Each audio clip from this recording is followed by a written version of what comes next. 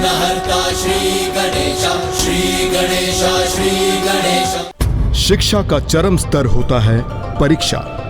यही परीक्षा व्यक्ति को उनके जीवन की अनेकों कठिनाइयों से उभरने का बल प्रदान करती है। एक ऐसी ही परीक्षा महादेव के अवतार नंदी के समक्ष भी आने वाली थी।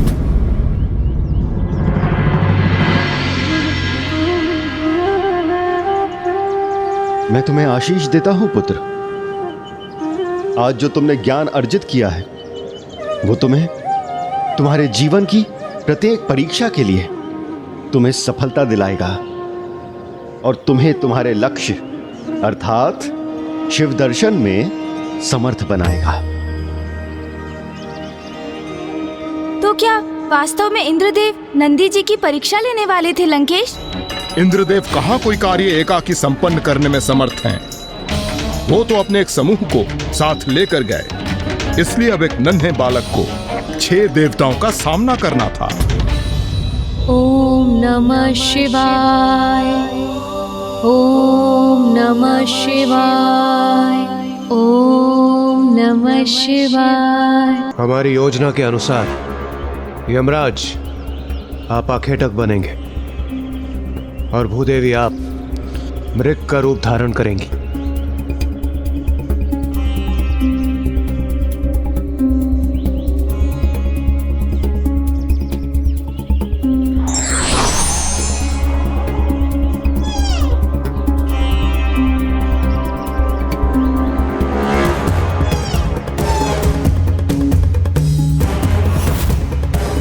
ओम नमः शिवाय, ओम नमः शिवाय।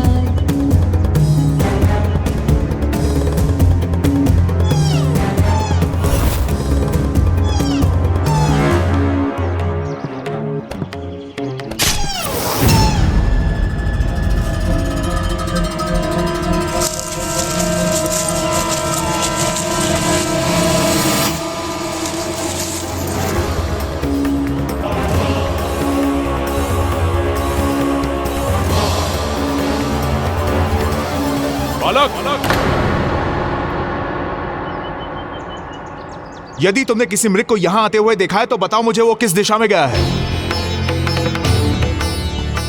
यदि मैंने इन्हें उस मृग के विषय में सत्य कहा तो ये उस लाचार मृग को बंदी बना लेंगे और उसके उपरांत ज्ञात नहीं उसके साथ कैसा अत्याचार करेंगे। किंतु यदि मैंने असत्य कहा तो वो भी धर्म के विपरीत होगा। मुझ पर असत्य वचन कहने का दोष लगेगा। किस विचार में डूबे हो बालक? मेरे प्रश्न का शीघ्र उत्तर दो। कहां है वो मृग? इस प्रकार मेरे समक्ष क्यों स्थित हो गए हो? बताओ वो मृग कहां है? वहां उस दिशा में।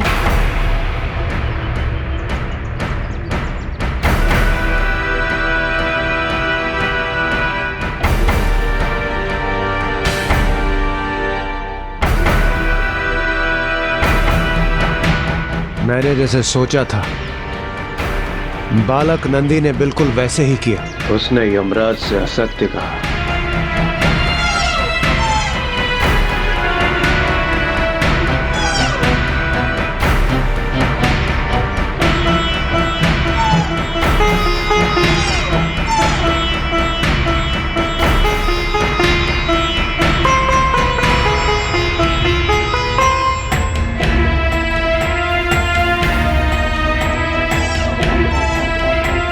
चिंता मत करो, मैं तुम्हें कोई कष्ट नहीं पहुंचाऊंगा। मैं तुम्हारी सहायता करने आया हूँ।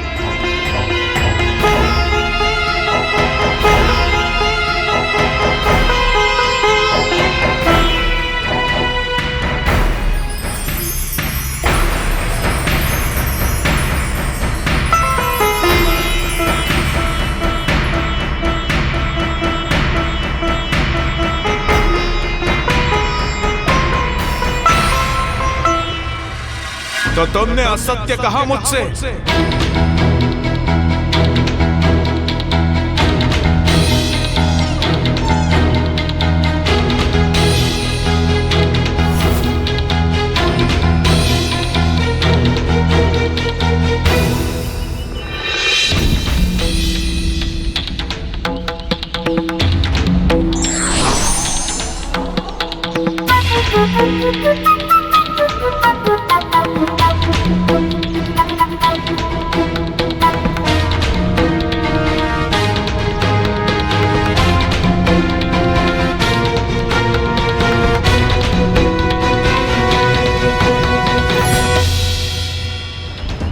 ऋषि पुत्र प्रतीत होते हो तुम, किंतु तुम्हारा आचरण तो ऋषि पुत्र जैसा नहीं है।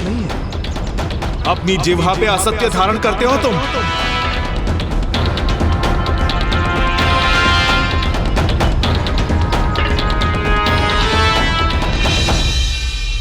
आखेटक, आप हमारे लिए आखेट करने आए थे ना? तो फिर यहां आप इस कोमल बालक पर क्रोधित क्यों हो रहे हैं?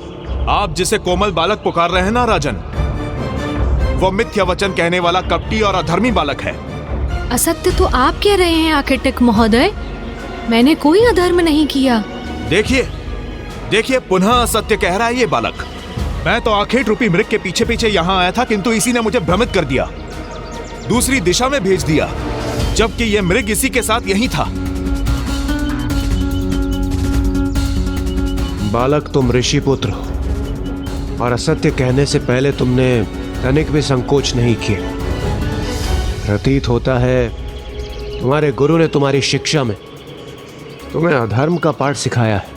किसी निर्दोष जीव की रक्षा के लिए कहा गया असत्य अधर्म नहीं, अपितु धर्म होता है, क्योंकि धर्म कर्म से तो प्राणियों की रक्षा होती है। इसीलिए ऐसा सत्य जिससे किसी प्राणी को हानि पहुंचे, वो भी अधर्म ही है।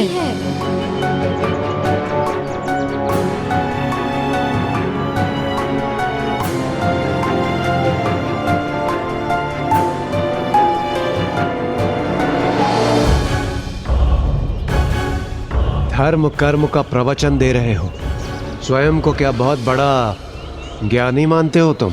मैं जो भी हूँ राजन, किंतु मैं आपके समक्ष प्रस्तुत हूँ।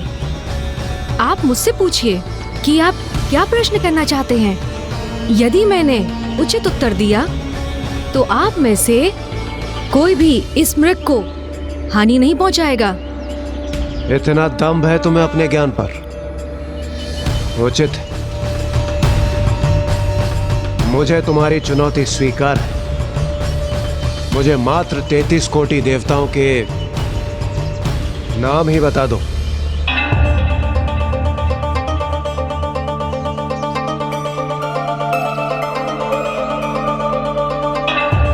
क्या हुआ बालक? मेरे प्रश्न का श्रवण होते ही तुम अपना समस्त ज्ञान भूल गए? तुम्हारे ज्ञान का अहंकार छिन्न भिन्न हो गया? संस्कृत भाषा में कोटि शब्द के 2 अर्थ होते हैं। प्रथम करोड़, जो एक संख्या को इंगित करता है, और अधिकांश मनुष्यों को इस शब्द का यही एक अर्थ ज्ञात है।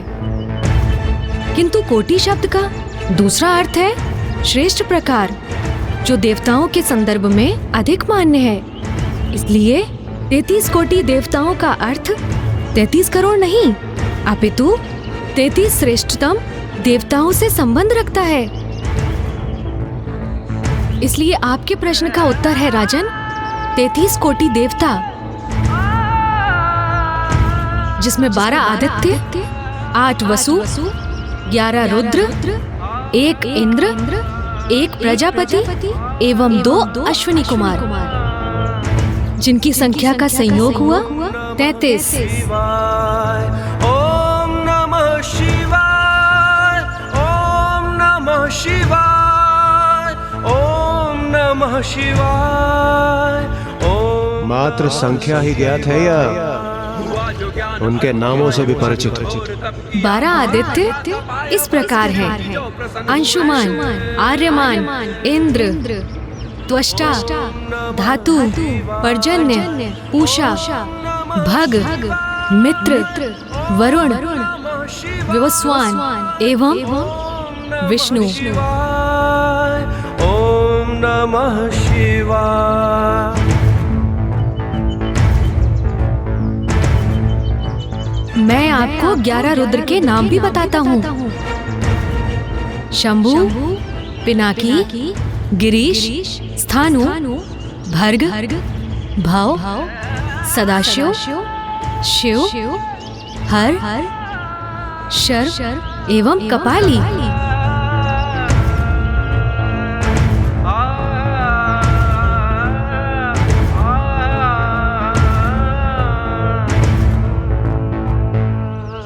मात्र नाम कंठस्थ कर लेने से कोई परम ज्ञानी नहीं बन जाता बालक। तो फिर आप अपने अन्य प्रश्न भी पूछ लीजिए, जिनका आप उचित उत्तर पाकर संतुष्ट होंगे।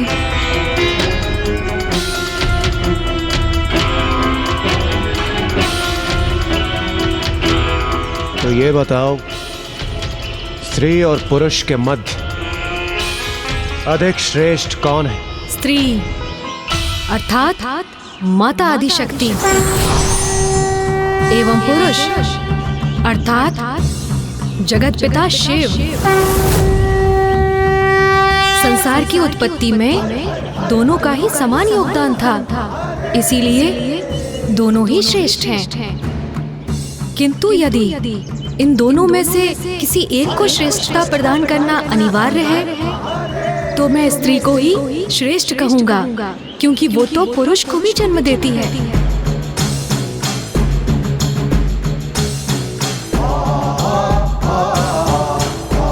शिशु के रूप में पुरुष को अपने गर्भ में 9 मास धारण करती है, प्रसव की पीड़ा सहती है, इसलिए नारी ही अधिक श्रेष्ठ है। और इसीलिए पति की अर्ध पूजा का फल पत्नी को भी प्राप्त होता है। समस्त देवताओं को माता के गर्भ से ही जन्म लेना होता है।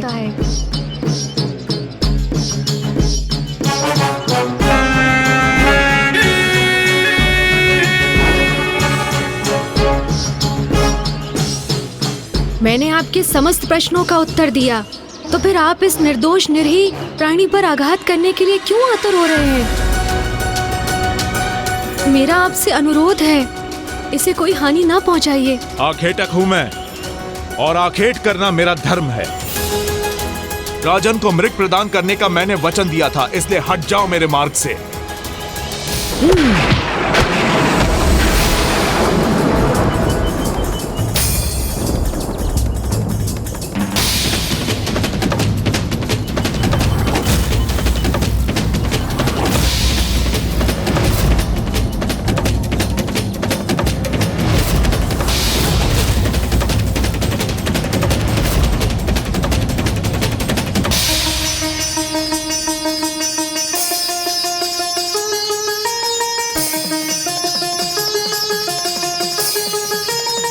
आप सभी भले ही अपने वचन से हट जाएं, किंतु मैंने इस निर्दोष जीव को शरण दी है, इसलिए अब ये मेरा शरणागत है, और शरणागत रक्षा के धर्म से मैं कदापि पीछे नहीं हटूंगा।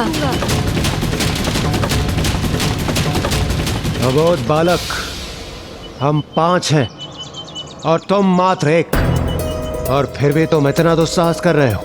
जिसे आप दुस्साहस कह रहे हैं, वो तो मेरी धर्मपरायणता है, और ये मेरी चुनौती है कि मैं आप सभी की संयुक्त शक्ति के समक्ष अडिग रहकर धर्म का पालन करूंगा।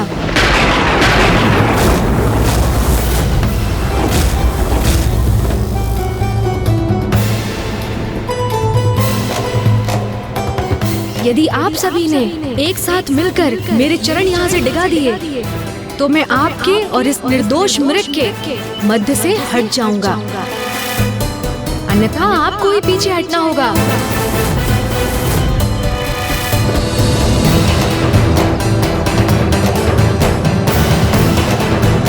कहीं देवताओं को चुनौती देकर नंदी ने कोई भूल तो नहीं कर दी?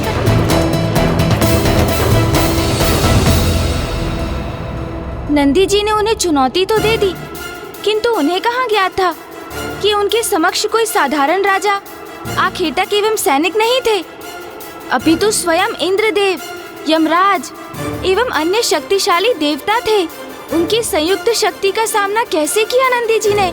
ये संघर्ष तो संकट का रूप धारण कर घोर अनिष्ट का कारण बन सकता था, किंतु बालक नंदी के लिए नहीं, अपितु उन देवताओं के लिए।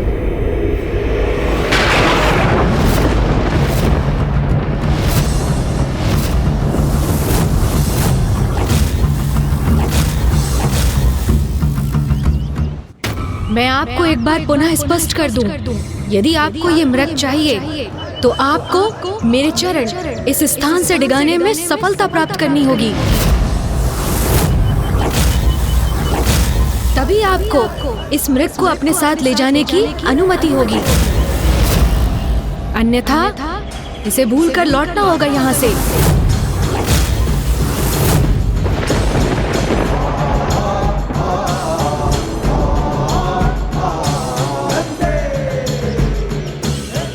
नन्हे से प्राण किंतु वचन कितने महान। तुम्हारे चरण तो क्या, मेरी एक गर्जना से मैं तुम्हारा शरीर कंपित कर तुम्हें पीछे हटा दूंगा। आपको अपने प्रयोजन में सफलता प्राप्त होगी अथवा असफलता, ये तो प्रभु की कृपा पर निर्भर करता है। आप प्रयास कीजिए, परिणाम महादेव पर छोड़ दीजिए, महादेव पर छोड़ दीजिए।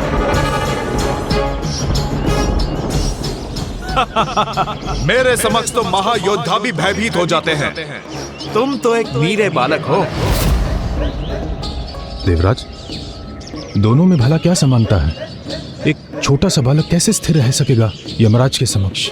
साहस अहंकार में नहीं, हृदय में होता है वायुदेव, और ये इस बालक को समझना होगा। मात्र साहस दिखाने से वास्तविकता बदल नहीं जाती।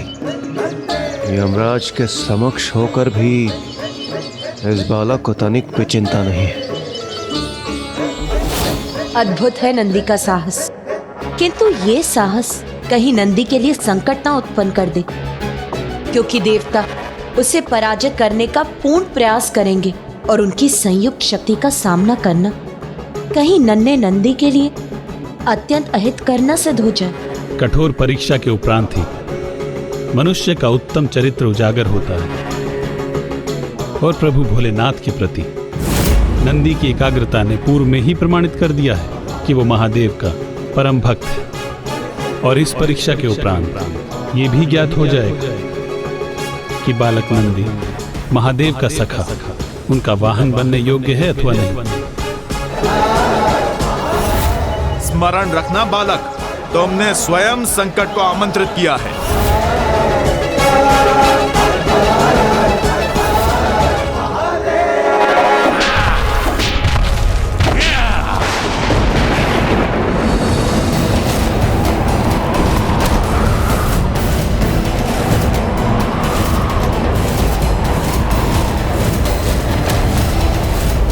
आश्चर्य, मेरी गर्जना से उत्पन्न शक्ति प्रवाह से मैं इस बालक को इसके स्थान से तनिक भी नहीं डिगा सका, किंतु मेरी फांस का सामना कैसे करेगा ये?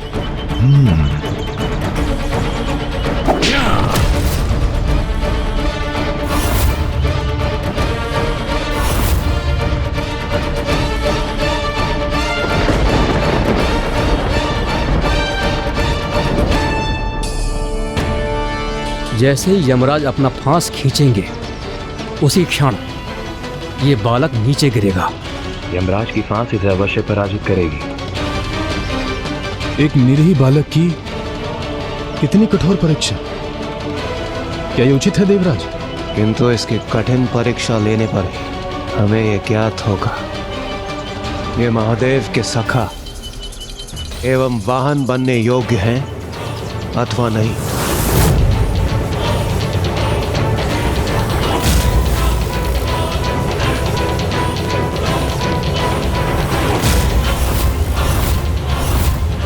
अब तुम अपने स्थान पे कदापि स्थिर नहीं रह पाओगे बालक।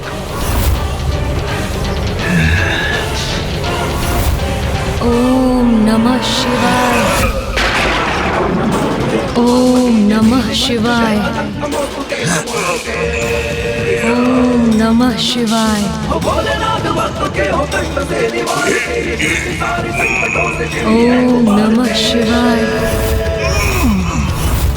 ओम नमः शिवाय, ओम नमः शिवाय। ये कैसे संभव है? ओम नमः शिवाय। यमराज उसे खींचकर उसे गिरा भी नहीं सके, अपनी शक्ति से उसे क्षति भी नहीं पहुंचा सके। वो देवी पार्वती, जगत पिता की लीला अद्भुत है, अनूठी है। उनके अनुसार जो भी होता है उचित होता है। और अभी नंदी की परीक्षा संपन्न नहीं हुई है। ओम नमः शिवाय।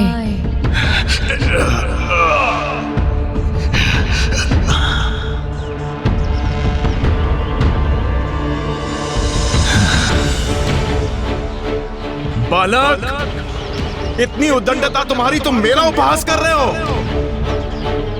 इसका दंड मैं तुम्हें अवश्य दूंगा। ओम नमः शिवाय।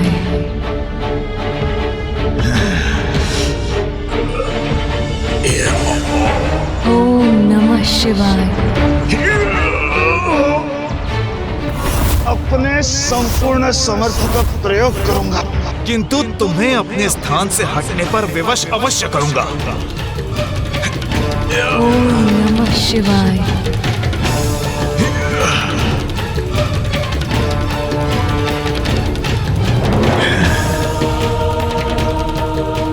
दुस्साहसी बालक, हमारी संयुक्त शक्ति के समक्ष एक क्षण भी नहीं रुक सकते तुम।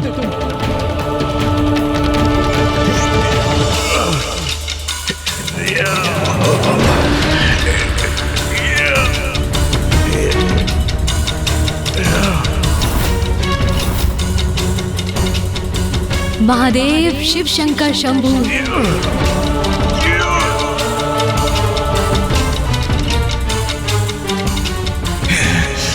अग्निदेव, वरुण देव,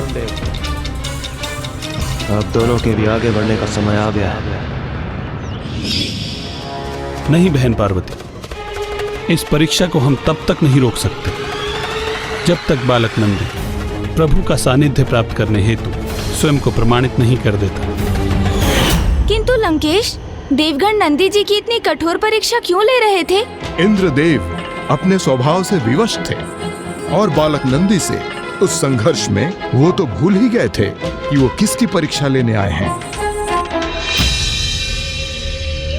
सावधान बालक, अब तुम्हारी पराजय निश्चित है। बालक, तुम्हारा हट और अहंकार भंग करेंगे हम।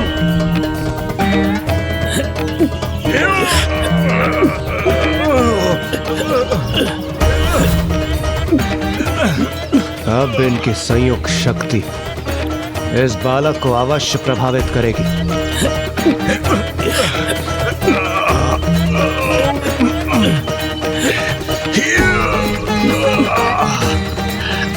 महादेव, शिव शंकर शंभु।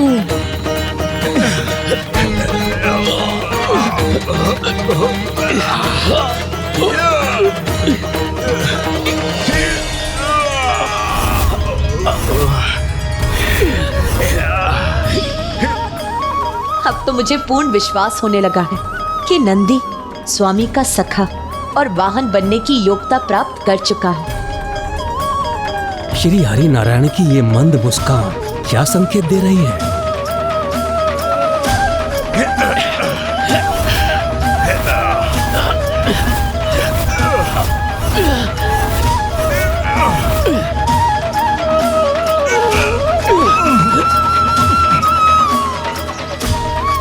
मैंने तो पूर्व में ही कहा था राजन, आप सब एक साथ आकर प्रयास कर सकते हैं। इसीलिए आप भी आकर अपने बल का प्रयोग कर लीजिए राजन।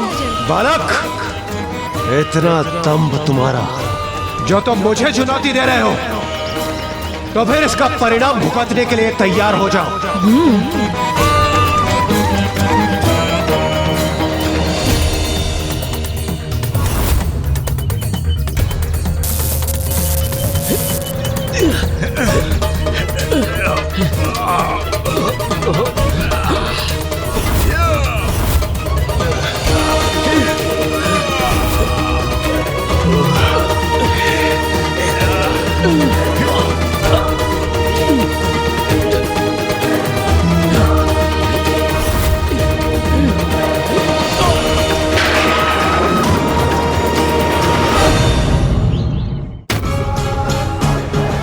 रस्सी छोड़कर आप अपने हाथों से भी प्रयास कर लीजिए।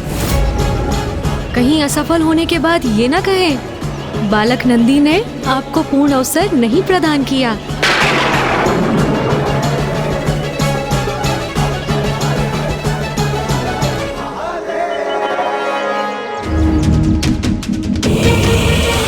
यही चाहते हो ना तुम बालक? तो ऐसा ही होगा।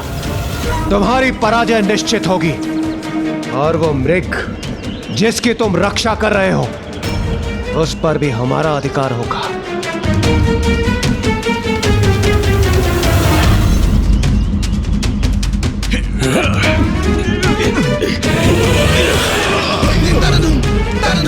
देवराज इंद्र भी विफल हो गए इस नन्हे बालक के समक्ष।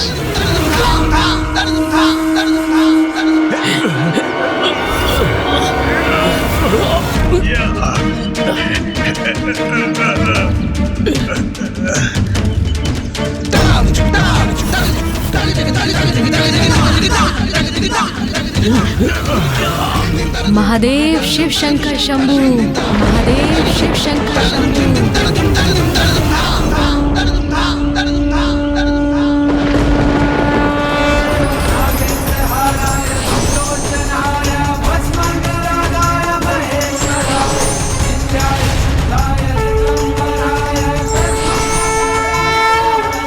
बस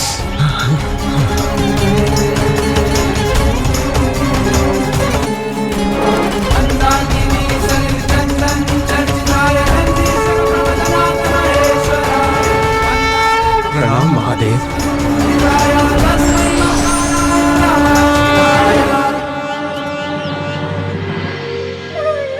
बालक नंदी ने यह प्रमाणित कर दिया कि वो महादेव के कृपा पात्र है और उनका सानिध्य प्राप्त करने के लिए सर्वथा योग्य है। ये तो हम ही हैं जो उनकी परीक्षा लेने के योग्य नहीं है।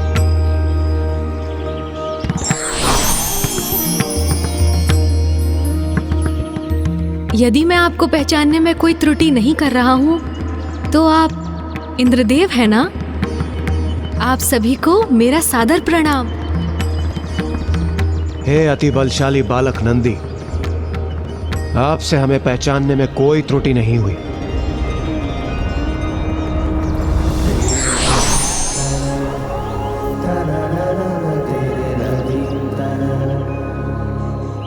और आप भूमि देवी हैं ना? अब समझ में आया मुझे। आप सभी मेरी परीक्षा लेने आए थे ना? मुझे क्षमा कीजिए कि मैंने आप सभी को अपने चरण थामने के लिए प्रेरित किया। आपको क्षमा याचना करने की तनिक भी आवश्यकता नहीं।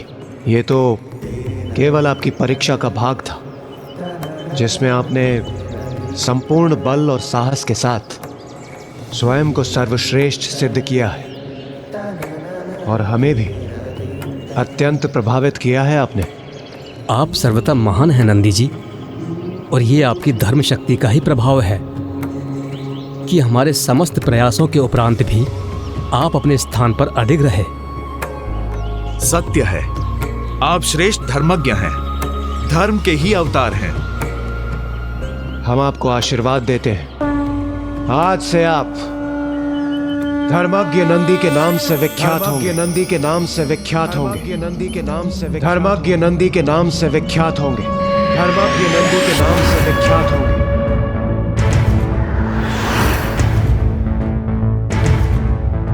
त्रयंबकम सदा शिवम नमामि हे उमापति जय नीलकंठ जय अनंत नमोस्तुते नमोस्तुते। मैं आपका आशीर्वाद स्वीकार करता हूँ देवगण, किंतु मुझे तो एक ही आशीष की आस है कि मैं अपने प्रभु महादेव के दर्शन कर उनसे भेंट कर सकूं। ओम नमः शिवाय, ओम नमः शिवाय, ओम नमः शिवाय। भ्राता श्री हरि नारायण, अब मुझे पूर्ण विश्वास हो गया है कि अब नंदी अपनी पूर्ण योग्यता प्राप्त कर चुका है। इसीलिए अब महादेव से उसकी भेंट कराने हेतु हमें उसका उचित मार्गदर्शन करना होगा। आप उचित कह रही हैं देवी। नंदी ने अपनी प्रथम परीक्षा में अपने ज्ञान का अद्भुत परिचय देकर यह सिद्ध किया है कि वो महादेव से भेंट करने योग्य हो गया है, और अपनी द्वितीय परीक्षा में अपने अपार बल का प्रदर्शन कर यह सिद्ध किया है कि वो महादेव का वाहन बनने योग्य भी है। किंतु अभी ये देखना शेष है कि वो महादेव का सखा बनने योग्य है अथवा नहीं। उसके लिए उसे भोलेनाथ को उनके वैराग्य से बाहर निकालना होगा।